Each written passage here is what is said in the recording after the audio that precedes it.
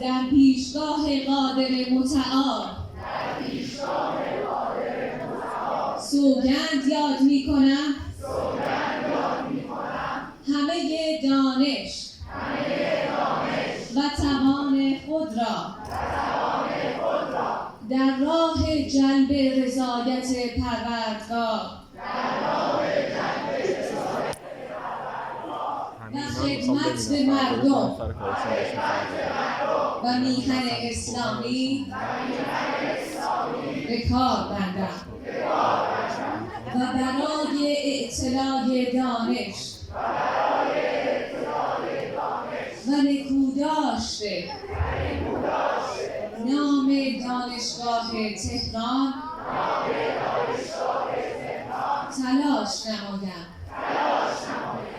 در هر مرتبه علمی و مقام اجتماعی که قرار گیرم با فروتنی در ادای حقوق مردم و رعایت موازین اخلاقی و حرفه‌ای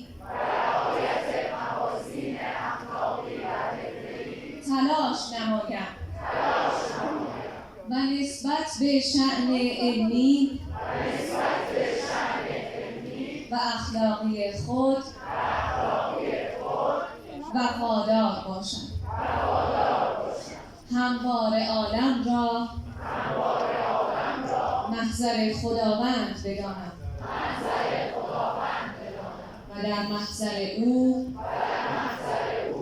از التزام آموزه‌های دینی